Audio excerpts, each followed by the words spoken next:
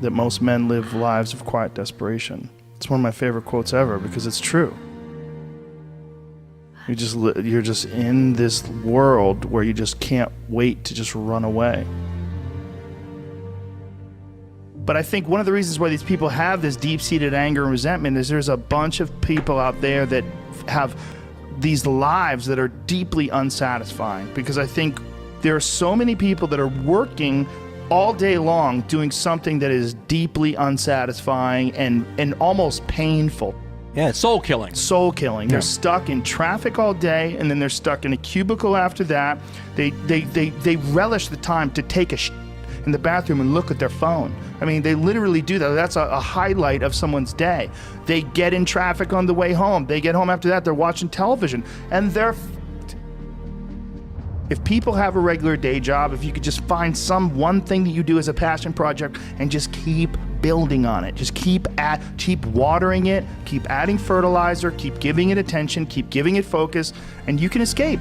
You can escape, and you can be self-serving. You could be okay. You're gonna be okay. Making furniture feels good. If you make furniture for a living, and you feel a great satisfaction out of that, and you sell that furniture, look, man, if you can do that, you could cut those corners perfectly and sand everything down nice and stain it, and then it's done, and you get the satisfaction, and you sell it to someone, and that pays your bills. That is infinitely more satisfying than being stuck in some fucking cubicle working for someone that you don't want to work for, having to have these stupid fucking office meetings, talking to people in human resources, sitting down with your supervisor where they evaluate your job performance, and you're not really, you really need to be enthusiastic about this company. This company is your future. This kind of you're like, fuck, kill me now. There's a lot of people out there that would way rather do something else, and I hope they understand that they can. And people that are trapped in bad situations, one of the problems is you feel like this is your future. You feel like you're fucked and you can't get out of that. There's no hope. There's no light at the end of the tunnel. There's no rainbow. And if you feel like that, that alone can be incredibly defining and limiting. But if you look at yourself objectively and say, okay, I kind of am fucked here. I'm in credit card debt. I'm working in a shitty job. I don't like what I'm doing, but I have some ideas. I need to feed those fucking ideas. And I need to feed them and water them, and I need to set aside a certain amount of time every day to just try to make those things happen. You can do that. Everyone has a different personality. They have different interests, different things that they would be really satisfied pursuing. That's not encouraged. What's encouraged is go find a job. What's encouraged is go find some place that you can shove yourself into. Go find a square hole that you can stick your round peg and just jam it in there and shave down the top and the bottom so you slide in with all this extra space on the sides and feel like shit for the rest of your life, because you need a job, because you're in debt, because you have credit cards, because you have student loans, because that's what everybody does. And so you do it too. That's what's wrong. You have an apartment you have to pay for. You have a car you leased. You have a wife that you have to feed. You have a child you have to raise. You have your mortgage. You have your this. You have your that. And that's where it all comes from. Well, the opportunity takes place usually when you're young and you don't have any responsibility. That's when you have your options. Well, your options are severely limited the more you gather responsibilities. Like if I had to, as a 51-year-old father of 3, married man, pays taxes, has a house and a mortgage and a business and all that jazz. If I had to quit everything now and struggle the way I struggled as a stand-up comedian, it would never work. But the only way I could be this person now is if I took that chance when I was 21, when I was dead broke and had my cars repossessed and all that stuff. That's the only way you ever get where you want to go. You have to take a path that's dangerous. And most people want to take the safe path. And the safe path leaves you stuck in quiet desperation. Almost every time. It's hell. It's hell. But can people just make that change? I mean, yes, look, you can, I believe they but can. you have to plan it out. The way you can change is you have to put aside enough money to give yourself a window. And then you have to have a plan, and you have to spend all your waking hours outside of whatever shit job you do planning your escape. And you have to come to the realization very clearly that you fucked up and you got yourself stuck. So whatever you're doing, you have to do it like your life depends on it. And whether it is you're trying to be an author and if you're gonna try to be an author and you're working 8 hours a day plus commuting plus family responsibilities or whatever else you have, whatever time that you have to attack like you're trying to save the world. You're trying to save your life. You don't want to drown. That 1.5 hours a day that you have to write, God damn, you better be caffeinated and motivated. You got to go. You got to get after it. And you got to have discipline. Most people don't have those things. Most people don't understand what it's like to really go for something and to know that the consequences of not doing that are horrific. I think here's an important thing too. Failure is important. It is important. I think failure teaches you things that you don't learn from success. I think failure gives you an opportunity for self-examination and also gives you a feeling that is very uncomfortable. And that very uncomfortable feeling helps you grow. That when you feel like you screw something up, like when I've had bad podcasts, my podcast has always gotten better afterwards. When I've had bad stand-up sets, I've always gotten better after that because those bad sets motivate you. Those bad sets motivate you. They give you a perspective like, hey, here's some clear examples of where you f***ed up. Yeah, what not to do. Yeah, don't look at these failures as like. All right, everybody. I'm gonna take a break for a second. I got the one side done. I got the one side over there done. Just need to top dress them 2 beds. This one's level. I've got to block this one up a little bit, get it the same level as the other one, and then put dirt in all the way around it and top dress them. But it's hot. I'm soaked to the bone. That little gear drive earth shaker, it's really not enough machine for what I'm doing, but it's all I got. And I want to God bless my neighbor 2 doors down for gifting it to us. So like, share, and subscribe, everybody. Nitro's got to get some fluid in him before I drop. And yeah, peace. Remember, check on your elders, always tell the truth, because then you ain't got to remember your lies. Hey, what up, everybody? All right, this morning, I did a video, but I erased it. So, I guess we'll run out and do another morning video in the middle of me trying not to have a heat stroke and get water in me, working on Mommy's garden. Mr. Rockstar, Bobby. Bobby! Say hi, everybody. Say hi, everybody. All right, everybody. Whew.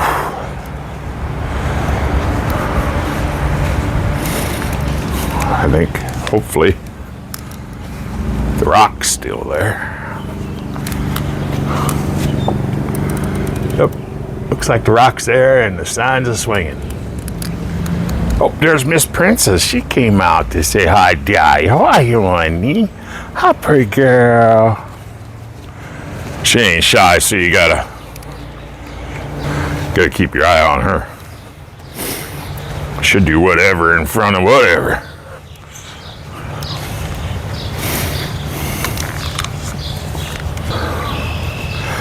Still working on this, y'all.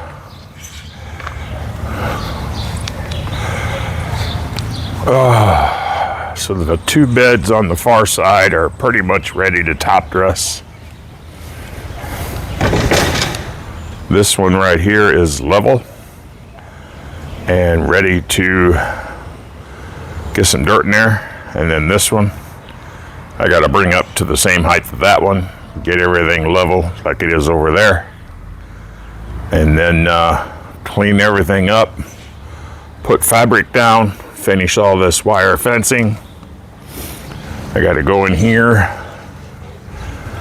and finish rototilling all this up. I got half of it done the other day, and then I got to put bottoms on all the way around.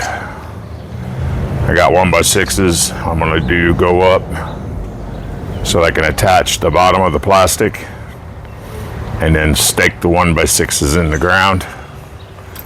So, a lot of work, but we stay busy up in here. Lumber, I've got to dig out a trench all along this and then put in the 4x4 post for the addition, the outside screened in addition. So keep you guys along. I'm gonna put you back in hyperlapse again. So yeah, it's kind of this morning's video because Nitro erased it because I was in the middle of not having enough fluid in me. So peace, like, share, subscribe, and keep watching. That most men live lives of quiet desperation. It's one of my favorite quotes ever because it's true. You're just in this world where you just can't wait to just run away. But I think one of the reasons why these people have this deep-seated anger and resentment is there's a bunch of people out there that have these lives that are deeply unsatisfying, because I think there are so many people that are working all day long doing something that is deeply unsatisfying and almost painful. Yeah, it's soul killing. Soul killing. They're stuck in traffic all day, and then they're stuck in a cubicle after that. They relish the time to take a in the bathroom and look at their phone. I mean, they literally do that. That's a highlight of someone's day.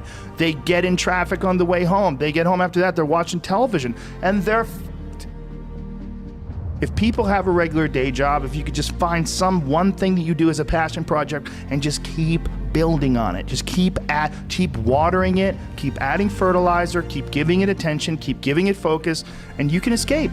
You can escape, and you can be self-serving. You could be okay. You're gonna be okay. Making furniture feels good. If you make furniture for a living, and you feel a great satisfaction out of that, and you sell that furniture. Look, man, if you can do that, you could cut those corners perfectly and sand everything down nice and stain it, and then it's done, and you get this satisfaction, and you sell it to someone, and that pays your bills. That is infinitely more satisfying than being stuck in some fucking cubicle working for someone that you don't want to work for, having to have these stupid fucking office meetings, talking to people in human resources, sitting down with your supervisor where they evaluate your job performance, and you're not really, you really need to be enthusiastic about this company. This company is your future. This kind of you're like, fuck, kill me now.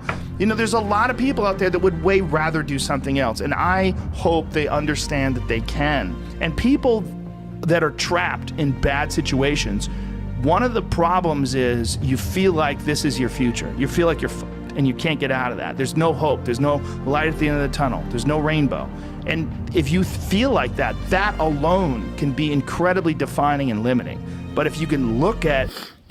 All right, everybody. Ooh, almost did it the wrong way again.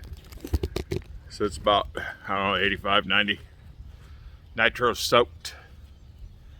And this gangster out here has been following me. Where'd he go? Bobby. There he is. Come here. Come here. He's been following me around, make sure I'm okay. But I think right now, everybody,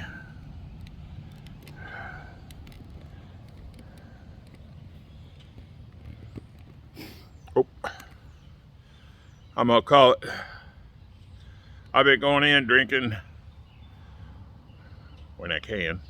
I've drank probably half a gallon of water and a little bit of tea. I'll run out of so as you can see, our raised bed gardens, I tried to get them as level as I could, y'all. So the top dressing will be the Vigro, but it's 9 months worth of blended food. I mean, and I'll be top dressing him with organic food. So we'll get all these open, get them in. I got to get mommy's plants in, hopefully by this weekend. And I'm still going to wind up putting stakes along all these. And Get mommy rolling on her garden, everybody. But Nitro's wore the F out. So, like I said, I've still got quite a bit of work to do, but we'll get her done, everybody. Like, subscribe, and share. Check out your elders. Always tell the truth, because that way you don't have to remember your lies. So one last shot of everything, and then it'll all be fenced in. And then I'm gonna have to rototill again. I gotta get in here and rototill again. Get all this fencing up. Get the fencing wrapped. And mommy's buying more tomato plants, so I think she's gonna have like 6 of the big toms. Mommy likes to grow her tomatoes big, and then these long ones here, I think will be all her peppers and cabbage and then everything that's gonna be in the greenhouse. So I think I'm gonna shut down, up, zip this thing down.